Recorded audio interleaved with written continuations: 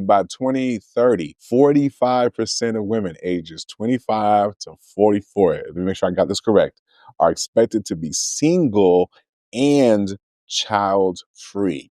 Now, I don't know about y'all. Like, I mean, we hear statistics all the time, and maybe it doesn't mean anything, but I'm like, 45% of women 25 to 44, which, if I'm not doing my math, is some really prime childbearing years, right? And relationship building. Because it says not only just child free, but single and child free. Am I the only one thinking that we need to raise the alarm if these numbers are true, if there's some credibility to this statistic? Because we're in 2026, right? Am I lying? Am I tripping? Because I'm like, holy shit. Oh no, 2025. I'm sorry.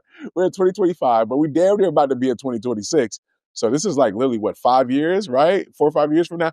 What are y'all thoughts about the statistic? Is it reasonable to say, hey, there could be some truth here? And if so, like, what does that mean?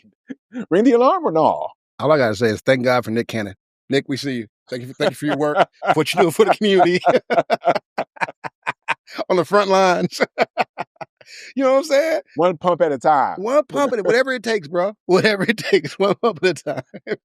I don't know. I think NBA YoungBoy, is that who it is who's giving him a run for his money? You know, having 3 baby mamas all pregnant at the same time and already have his own litter of kids, so to speak. So he might got some competition there. And I think Camp's not too far behind with his 8 kids too. So I don't know.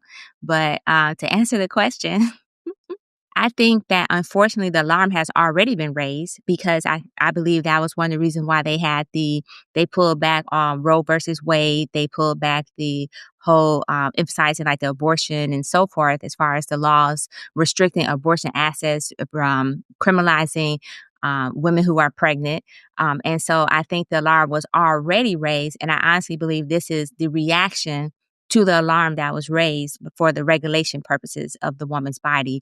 And so I was on the internet doing some research and so forth, and a lot of women were saying, hey, that's what I do. But a lot of women were actually saying that they don't want to have kids because the economy sucks. They was like, and they don't even want to get pregnant because if they get pregnant, anything go wrong, they could be criminalized for having a miscarriage, or they can die because the doctors will no longer perform in certain states DNC abortions to clean out the miscarriage. And so for them, they're valuing their life. They're like, what's the return on investment if we were to get pregnant, if we were to have children in regards to this economy, right? And also with the rise of school shootings in the U.S., I'm assuming the study was for the U.S. for the most part, with the rise of school shootings and the instability in the world itself, it was like, it's too much of a risk. And a lot of women are opting out because part of it is a rebellion. But another part of it is that they're looking at their parents and seeing how their parents are somewhat struggling, especially for women. But I also think it's a reaction to the fact that men are kind of opting out as well, right? So there's already stats that show that men would rather be single, pay for services, and they already have X amount of men that are child free themselves. And so I think it's just a mirror reflection of that as well. I think that ultimately women in general are saying, hey, we have our own community, because there's an island out there that now have this all female island. Everybody is a woman that does this and does that and do that. And I think we might see a rise of some of that type of stuff that's occurring in the community, not necessarily in the US, but I honestly believe that this is a reaction to the laws and stuff that was put in place because somebody else had already raised the alarm. Somebody else already saw that this was coming down the pipe in regards to the population. Like, for example, I think it's down to like 1.6 children and depending on the ethnicity though, so I will acknowledge that.